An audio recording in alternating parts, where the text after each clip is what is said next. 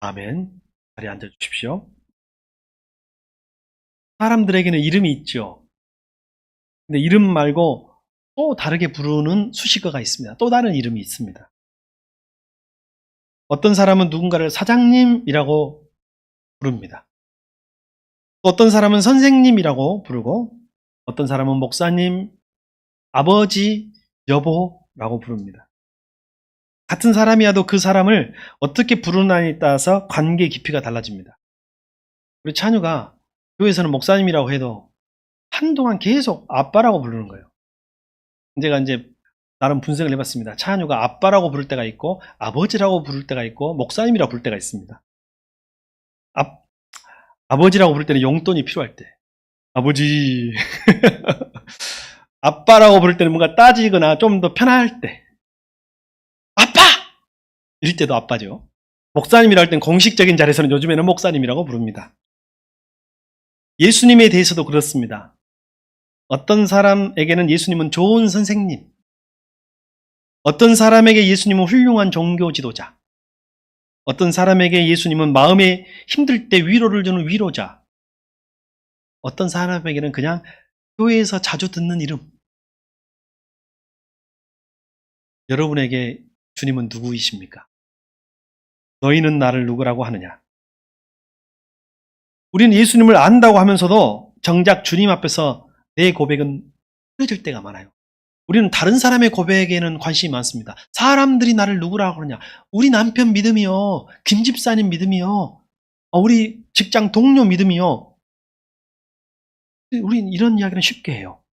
근데 막상 내 고백, 내 믿음, 흐려질 때가 있어요. 오늘 말씀의 중심은 이것입니다. 교회는 사람의 평판 위에 세워지지 않고 그리스도를 향한 고백 위에. 사람들이, 세상이 교회를 뭐라고 하든 예수님을 뭐라고 하든 그건 더 중요한 게 아니에요. 역사상 항상 복음은 대적받았고 교회는 공격받았어요. 핍박받았어요. 교회는 우리의 신앙 고백이 어떠하냐 위에 세워지는 것입니다. 사랑하는 여러분, 우리는 예수님을 모른다고 말하지 않습니다. 우리는 예수님의 이름을 알고 예수님의 십자가도 알고 예수님의 부활도 압니다. 우린 찬송도 알고 기도도 알고 예배의 순서도 알아요. 이때쯤이면 일어나야 되고 이때쯤에 앉아야 됩니다. 우리 중에 어떤 사람은 부모님의 신앙으로 예수님을 압니다. 어떤 사람은 교회의 분위기로 예수님을 압니다. 어떤 사람은 설교에서 들은 말로 예수님을 알고 어떤 사람은 오래된 습관으로 예수님을 압니다. 근데 여러분 있잖아요. 신앙은요, 남의 말로 시작될 수는 있어도 남의 말로 지속될 수는 없어요. 언젠가 내 고백이 없으면 끝나는 거예요. 처음에는 부모님의 신앙이 나를 교회로 데리고 올 수 있습니다. 친구가 나를 교회로 예배로 인도할 수 있습니다. 목회자의 설교가 내 마음을 몇 번 흔들 수 있습니다. 그러나 어느 순간 우리 주님은 우리 각자에게 물으십니다. 너는 나를 누구라고? 이 질문은 정답을 맞히라는 시험이 아니라 더 깊은 관계로 초대하는 주님의 초대입니다. 너는 말을 듣고, 너는 들은 말 말고 내 마음 자리에서 나를 무엇이라고 고백하느냐? 오늘 여러분이 이 대답을 마음속에서 하지 않고 오늘 예배가 끝난다면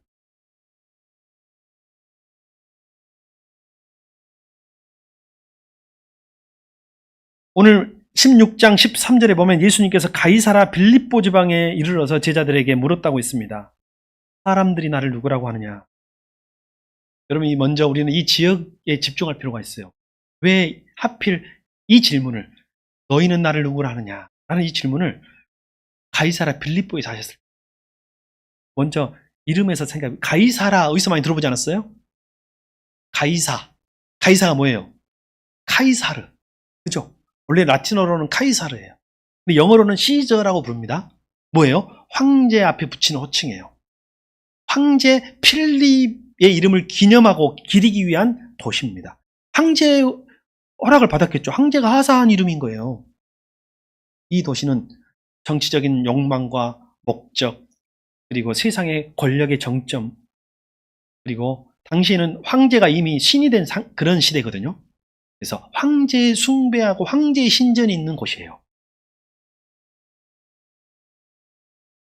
근데 그보다도 먼저 이 가이사랴 빌립보 이 지역은 더 오래된 역사가 있습니다. 여기는 우리 그리스의 신 중에 판이라는 신이 있어요. 판신. 판신이 오랫동안 판신의 신전이 자리 잡고 있는 곳이에요. 큰 동굴이 있어요. 신비로운 동굴들이 여러 개 있고 그 동굴들에서 물이 콸콸콸콸 쏟아져 나와요. 풍요입니다. 풍요의 신. 그 물로 농사도 짓고 가축도 키우고 사람들은 풍요를 보장받는 곳이 바로 이곳이에요. 그래서 사람들은 이 가이사랴 빌립보 사람들은 생업을 위해서 판신을 섬기며 풍요를 구하고 절대적으로 의지하는 지역이에요. 또 하나는 정치적으로 황제를 숭배하고 황제 숭배와 판신 숭배의 지역이 바로 이 빌립보 지역이라는 거예요. 가이사랴 빌립보. 사람들은 제국의 힘 앞에서 고개를 숙였고 그 권력은 사람들에게 신처럼 보였습니다. 그래서 가이사랴 빌립보는 단순한 자연 명소가 아니고 관광지처럼 보이거든요. 얼핏 보면. 그런 관광 명소가 아니고 우상과 권력의 이름이 모여 있는 자리. 인간의 두려움과 욕망이 신의 이름을 입고 서 있던 자리. 사람들이 이것이 나를 지켜줄 것이라고 믿고 있는 것들이 있는 자리. 바로 그 자리에서 예수님이 묻는 것입니다. 사람들은 나를 누구라고 하더냐? 그때 14절에 제자들이 대답합니다. 몇몇은 세례 요한이라고 합니다. 더러는 엘리야라고 하고요. 더러는 예레미야나 선지자 중에 한 명이라고 합니다. 여러분, 나쁜 대답인가요? 좋은 대답인가요? 그리 나쁜 대답이 아니죠. 상당히 높은 평가입니다. 근데 예수님에게는 이 고백이 부족했습니다. 예수님을 위대한 사람으로 보는 것으로 여러분 충분하지 않습니다. 예수님을 훌륭한 스승만으로 보는 것도 충분하지 않고 예수님을 감동을 주는 인물로 나를 도와주는 조력자로 생각하는 것도 충분하지 않습니다.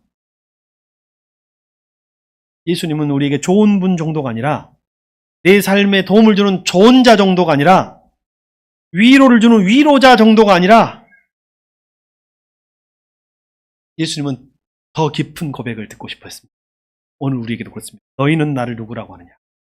그러면 너희는 나를 누구라고 하느냐? 이제 질문이 바뀌었습니다. 사람들이에서 너희는, 너는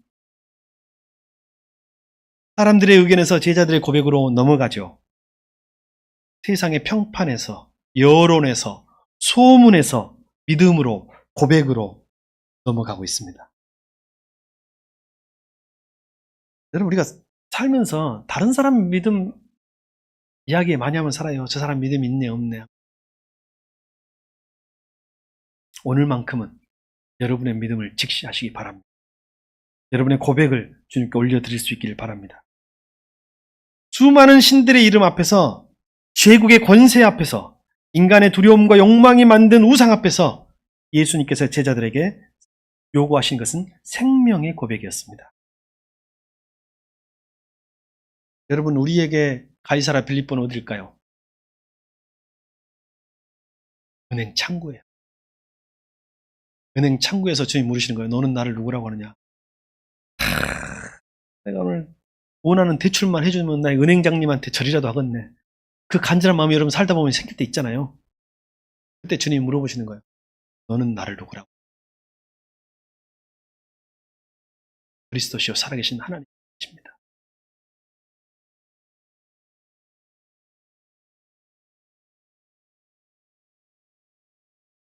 병들어 고통당하고 죽어갈 때 병상에서 병원에서 주님 우리에게 물으십니다. 너는 나를 누구라고 하느냐? 주는 그리스도시요 살아계신 하나님의 아들이십니다. 제일 힘든 문제 중에 하나가 자식 문제 아닙니까? 자식 문제로 보내야 하는 밤을 보내고 있을 때, 자식 앞에 있을 때 주님이 우리에게 묻습니다. 너는 나를 누구라고? 여러분이 은행 앱을 켜고 또는 증권 앱을 켜고 이익을 실현할 때 주님 묻습니다. 너는 나를. 집을 매매하고 집을 팔고 살 때에 물어보십니다. 너는 나를 라고 하는. 우리 학생들 성적이 중요하죠. 내신도 중요하고. 그래서 공부할 때 도서관에서 미래를 위해서 또는 입시를 위해서 준비할 때 주님 묻습니다. 너는 나를 누구라고 하느냐? 여러분 그 자리가 우리의 빌립보예요. 가이사랴 빌립보. 금요일 날 되면 여러분 고민되시죠? 오늘 목장을 가긴 가야겠는데 갈까 말까 할 때 있잖아요. 주님 물으시는 거예요. 너는 나를 누구라고? 주일날 예배의 자리로 나올 때 주님 물으십니다. 너는 나를 누구라고? 16절에 시몬 베드로가 대답합니다. 주는 그리스도시요 살아계신 하나님이십니다. 우리 같이 고백해 봅시다. 시작. 주는 그리스도시요 살아계신 하나님의 아들이십니다. 이 고백은 우리에게 이렇게 들려야 합니다. 판신이 주가 아닙니다. 판신전 앞에서 판신이 주가 아닙니다. 황제의 신전 앞에서 황제가 나의 주가 아닙니다. 풍요의 신 앞에서 풍요의 주가 내 신이 아닙니다. 두려움이 나의 주가 아닙니다. 돈이, 안정이, 내 인생이, 평안함이, 내 꿈이, 내 자식이, 내 삶이 내 주인이 아닙니다. 권력이 나의 주가 아닙니다. 예수 그리스도께서 나의 주인이십니다. 살아계신 하나님의 아들이십니다.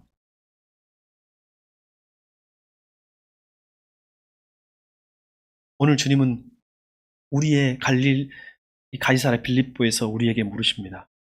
너희는 나를 누구라고 하느냐? 오늘 베드로는 대답했습니다. 주는 그리스도이시오 살아계신 하나님의 아들.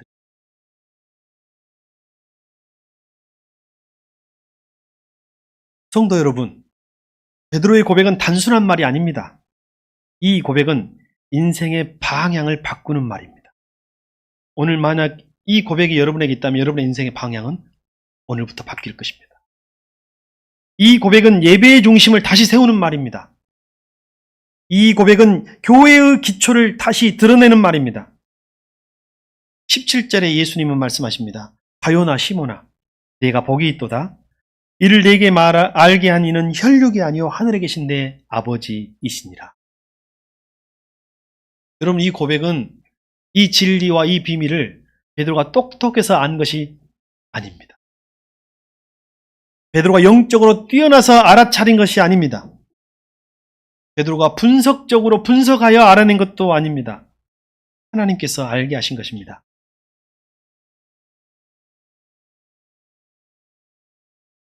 그래서 여러분 우리는 믿음이 없어 보이는 사람한테 이렇게 말해야 돼요. 은혜가 필요하다.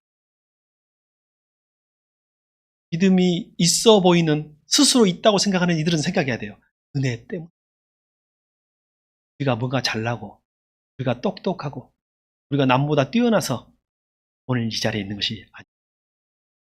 은혜 때문입니다. 은혜 덕분입니다. 그러나 이 은혜를 모르는 자들에게는 정죄해서는 안 될 거예요. 은혜가 필요한 사람.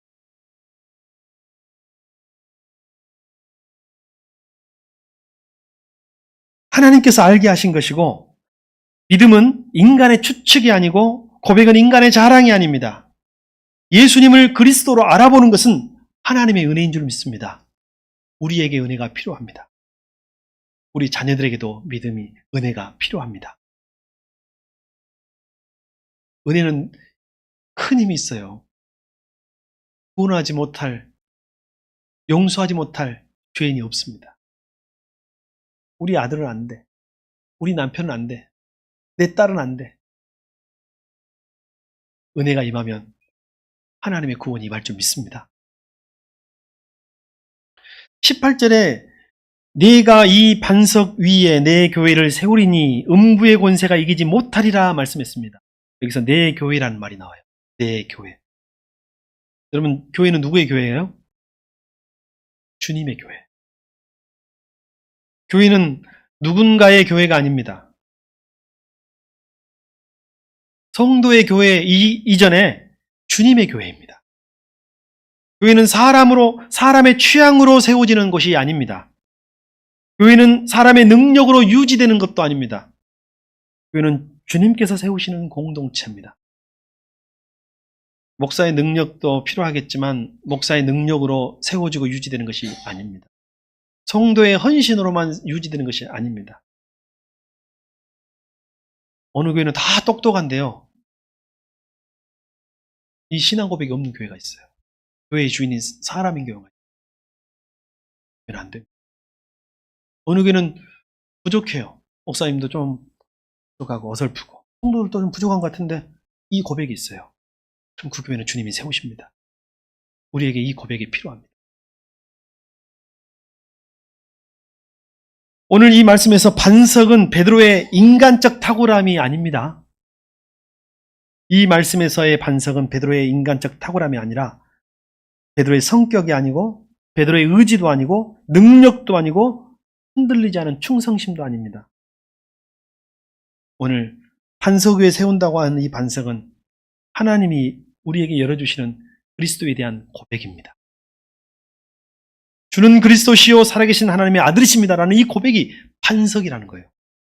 이 위에, 이 고백 위에 세우는 거예요. 여러분 우리 생명의 삶 할 때 나왔죠. 천주교하고 우리의 근본적인 해석의 차이. 천주교는 이것을 베드로 위에라고 해석해서 교황, 일대 교황이 베드로니까 교황 없으면 교회도 없는 거예요. 그러나 우리는 베드로의 신앙 고백 위에라고 이 고백을 해석합니다. 음부의 권세가 이기지 못하리라. 우상의 권세가 커 보여도 제국의 힘이 압도적으로 커도 죽음의 그림자가 짙게 드리워도 주님이 세우시는 교회는 무너지지 않을 것입니다.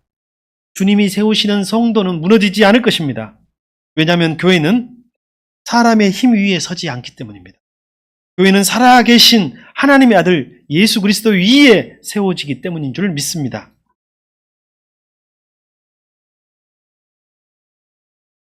예수님은 20절의 제자들에게 자기가 그리스도인 것을 아무에게도 말하지 말라라고 했어요. 왜일까요? 여러분 왜 말하지 말라고 했을까요? 어떨 때는 증거하라 해놓고 어떨 때는 말하지 말라 했거든요. 자칫하면 이 풍요의 도시에서 그리스도를 사람들이 오해할 수 있기 때문일 것입니다. 십자가 없는 영광으로 오해할 수 있거든요. 예수님은 단순히 왕으로 오신 것이 아닙니다. 십자가를 지신 왕으로 왔습니다. 예수님은 힘으로 세상을 압도하는 그리스도가 아니라 자기 생명을 내어주시는 죄인을 살리는 그리스도로 오셨습니다. 그러므로 교회는 십자가 없는 성공 위에 서지 않습니다. 교회는 십자가 없는 영광 위에 서지 않습니다. 여러분,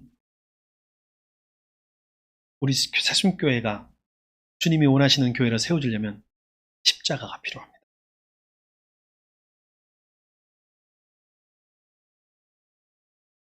교회는 십자가 위에 달리시고 부활하신 그리스도 위에 섭니다. 교회는 사람의 평판 위에 서지 않고 그리스도를 향한 고백 위에 섭니다. 이때 우리는 우리에게 조용히 물어야 할 것입니다. 나는 무엇 위에 서 있는가? 우리 가정은 무엇 위에 서 있는가? 우리 교회는, 우리 목장은 무엇 위에 서 있는가? 우리는 때때로 교회를 사람 위에 세우려고 합니다. 누구 위에 세우려고. 누구 때문에 되고 누구 때문에 안 되고 누가 있느냐 누가 없느냐에 따라서 우리의 마음이 흔들립니다. 우리는 때때로 교회를 분위기 위에 세우려고 합니다. 분위기가 좋다 안 좋다. 분위기가 좋으면 은혜가 있는 것 같고 분위기가 나쁘고 무거우면 하나님도 멀어진 것 같습니다. 그런가요? 우리는 때때로 교회를 숫자 위에 세우려고 합니다. 많으면 성공한 것 같고 적으면 실패한 것처럼 느낍니다. 우린 때때로 교회를 시스템 위에 세우려고 합니다. 무언가 잘 돌아가면 든든하고 누군가 시스템이 안 돌아가는 것 같고 부족하면 불안해집니다. 주님은 말씀하십니다. 내가 내 교회를 세우리라. 주님의 교회입니다. 여러분, 교회는 우리가 억지로 지탱하는 것이 아닙니다. 교회는 주님이 세우시는 곳입니다. 우리는 물론 충성해야 합니다. 우리는 기도해야 합니다. 헌신해야 합니다. 사랑해야 합니다. 목장을 세우고 다음 세대를 품고 우리는 복음을 전해야 됩니다. 그러나 그 모든 것의 기초가 흔들리면 안 됩니다. 그 기초는 우리의 열심이 아닙니다. 교회의 기초는 우리의 실력이 아니고 우리의 경험이 아닙니다. 교회의 기초는 바로 이 고백입니다. 주는 그리스도시요 살아계신 하나님의 아들이십니다. 여러분, 우리가 지칠 때가 있습니다. 기도에도 변화가 더디고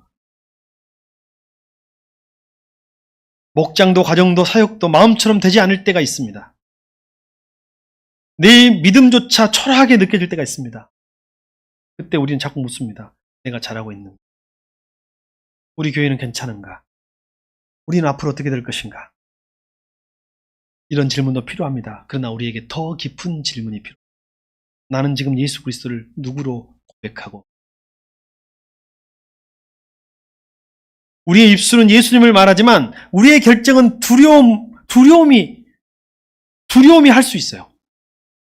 우리의 입술은 예수님을 말하지만 우리의 관계는 자존심이 다스릴 수 있어요. 우리의 입술은 예수님을 말하지만 돈과 인정이 우리의 마음의 왕일 수 있습니다. 주님은 우리를 정죄하려고 오신 것이 아닙니다. 우리를 다시 중심으로 부르시려고 오신 거예요. 무엇이라고요? 너희는 나를 누구라? 이 질문을 하시기 위해서 오늘 이 자리에 저와 여러분을 초대하신 줄 믿습니다. 여기에 복음에 놀라운 은혜가 있습니다. 베드로는 이 위대한 고백을 했어요. 근데 베드로가 항상 위대했던 건 아니잖아요. 그죠?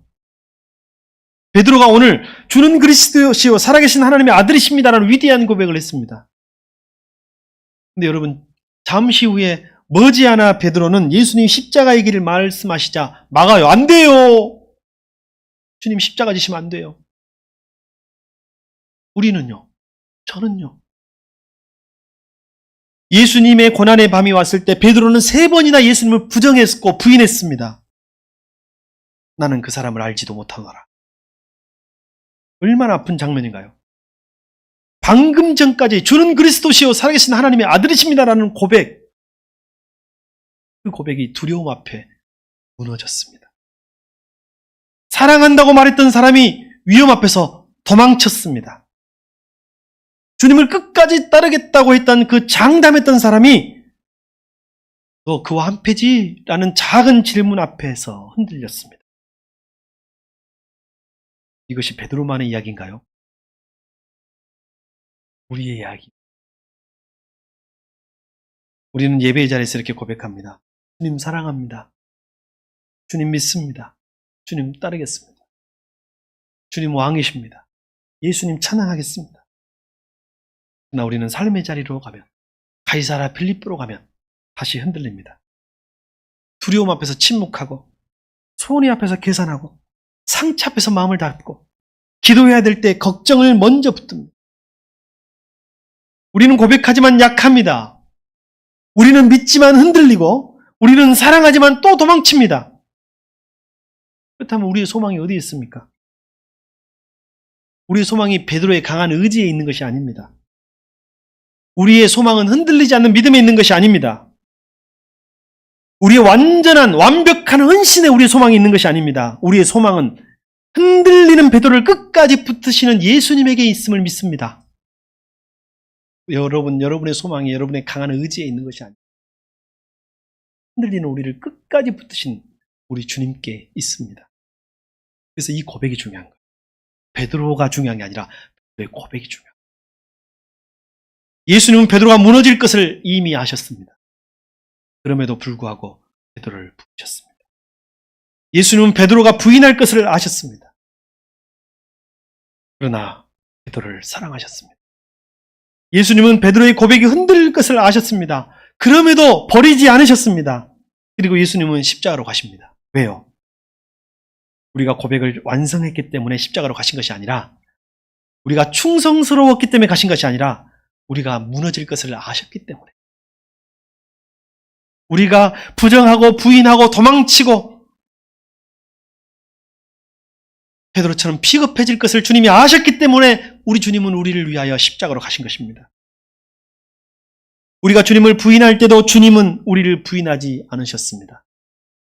우리가 주님을 놓을 때에도 주님은 우리를 놓지 않으셨습니다. 우리가 도망친 자리에서 주님은 십자가에 머무셨습니다. 말씀 가족 여러분, 주님을 붙잡는 것보다 먼저 주님이 우리를 부르셨습니다. 우리가 주님을 고백하기 전에 주님이 먼저 우리를 자기 백성이라고 고백하고 있습니다. 우리가 실패한 자리에서 주님은 우리를 포기하지 않으셨고, 그래서 우리는 오늘 다시 고백할 수 있습니다. 우리의 믿음이 완벽해서가 아니고, 우리의 삶이 부끄럽지 않아서가 아니고, 내 삶이 충분히 강해서가 아닙니다. 주님이 우리의 그리스도이시기 때문에, 주님이 살아계신 하나님의 아들이시기 때문에, 주님이 나를 버리지 아니하시고 십자가에서 끝까지 나를 구원하시기 위해서 십자가를 지셨기 때문에 우리는 이 고백을 할 수가 있습니다. 한 아이가 이름이 마음에 들지 않아요. 학교 가면 아이들이 이름 가지고 놀렸어요. 집에 와서 부모님에게, 아빠에게 이야기합니다. 나 이름 바꿔주면 안 돼. 그때 아버지가 이야기합니다. 굳이 바꿔야 된다면 바꾸겠지만 나는 너의 이름을 부끄러워서 제해할 이름으로 부르지 않았고 너를 사랑하는 이름으로 평생 불러왔다. 아이가 자기 이름에 대한 해석이 달라요. 친구들이 자기를 부르는 이름에서 이제 아버지가 자기를 사랑해서 부르는 이름으로 해석이 달라진 거예요. 다음날 학교 갈 때 아이는 두려웠지만 친구들의 말이 다 사라진 것은 아니지만 아이는 더 이상 이름표를 떼지 않고 부끄러워하지 않습니다. 왜냐하면 자기의 이름은 이제 친구의 평가로, 친구의 이름으로, 부름으로 평가되는 이름이 아니에요. 아버지의 사랑으로 다시 들리기 시작한 이름이 되었기 때문에. 세상은 우리에게 많은 이름표를 붙여주었습니다. 실패한 자, 부족한 사람, 늦은 사람, 상처 많은 사람, 믿음 약한 사람, 무너진 사람. 나도 나 자신에게 이런 실패의 이름표를 붙입니다. 나는 안 돼. 나는 안 되는 사람이야. 나는 변하지 않아. 나는 안 변할 거야. 나는 변하지 않는 사람이야. 나는 주님 앞에 자격 없는 사람. 그런데 주님은 베드로를 보시며 오늘 새 이름을 지어주십니다. 시몬의 이름은 흔들리는 사람이라는 뜻이에요. 갈대 아닙니까? 그러나 오늘 주님은 시몬을 베드로라고 부르십니다. 간섭, 대박. 베드로가 언제나 흔들리지 않았기 때문에 붙여준 이름이 아닙니다. 주님이 그를 세우실 것이기 때문에 붙여준 이름입니다. 여러분, 시몬 여러분, 주님이 여러분을 베드로로 부르실 것입니다. 주님은 완성된 사람의 큰 목소리보다도 무너진 사람의 진실한 고백을 오늘 듣기를 원하십니다. 주님은 강한 척하는 신앙보다도 주님 없이는 살 수 없다는 정직한 고백을 기뻐하십니다. 오늘 우리는 주님 앞에 다시 고백합시다. 주님은 나의 그리스도이십니다. 주님은 살아계신 하나님의 아들이십니다. 주님은 내 인생의 왕이십니다. 내 인생의 주인이십니다. 이제 우리는 사람의 평판 위에 서지 않습니다. 이제 새숨교는 사람의 평판 위에 서지 않습니다. 새숨교는 시대의 유행 위에 서지 않습니다. 새숨교는 숫자 크기 위에 서지 않습니다. 새숨교회는 능력 위에, 우리의 능력 위에 서지 않습니다. 목장도 가정도 마찬가지입니다. 우리는 이 고백 위에 섭니다. 주는 그리스도시요 살아계신 하나님의 아들이십니다. 이 고백이 살아있으면 반드시 여러분의 가정은 살아납니다. 주는 그리스도시요 살아계신 하나님의 아들이십니다. 이 고백이 살아있으면 목장은 반드시 살아납니다. 교회는 반드시 살아납니다. 성도 여러분, 교회의 미래는 우리의 불안보다 크신 주님께 있습니다. 우리 가정의 회복은 우리의 노력보다 더 깊으신 주님의 은혜에 있습니다. 우리의 사명은 우리의 열정에서 시작되지 않고 우리가 부르신 그리스도의 음성에서, 부르심에서 시작됩니다. 그러므로 다시 고백합시다. 교회는 사람의 평판에 있지 않고 그리스도를 향한 고백 위에 있습니다. 이제 목장에서, 가정에서, 삶 속에서 조용히 이런 질문을 나눠보시기 바랍니다. 요즘 나는 누구를 실제로 구주로 믿고 있는가? 주인으로 믿고 있는가? 황제인가? 풍요의 신, 판신인가? 돈인가? 나는 어떤 순간에 예수님을 주님이 아니라 저 혼자라고만 대하고 있지는 않습니까? 내 삶에서 다시 주님께 왕의 자리를 내어드려야 할 영역은 무엇인가요? 오늘 그런 우리에게 주님은 다시 묻습니다. 너희는 나를 누구라고 하느냐? 유창하거나 화려하지 않아도 좋습니다. 진실하면 됩니다. 목소리가 크지 않아도 됩니다. 그러나 중심은 주님께 향해야겠습니다. 주님은 오늘도 작은 믿음으로 드리는 진실한 고백 위에 우리의 교회를 세우실 것입니다. 주는 그리스도시요 살아계신 하나님의 아들이십니다. 기도합니다. 주님, 예수님,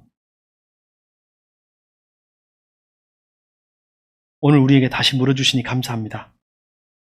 너희는 나를 누구라고 하느냐? 이 주님의 질문 앞에 우리의 흐려진 믿음과 약해진 고백을 내려놓습니다. 주님, 우리는 자주 사람의 말에 흔들리고 환경에 크게 눌리고 우리 자신의 연약함 때문에 두려워합니다. 오늘 다시 고백합니다. 주는 그리스도시요 살아계신 하나님의 아들이십니다. 새숨교회를 이 고백 위에 세워주시옵소서. 우리의 가정을 이 고백 위에 세워주시옵소서. 우리의 목장과 다음 세대와 모든 사역을 예수 그리스도의 주 되심 위에 세워주시옵소서. 우리가 주님을 붙잡기 전에 먼저 우리를 붙드신 은혜를 기억하게 하시고 이번 한 주간도 우리의 입술과 삶으로 예수님을 주님이라고 고백하게 하옵소서. 예수 그리스도 이름으로 기도드리옵나이다. 아멘. 이 시간 잠시 헌신의 시간을 갖겠습니다.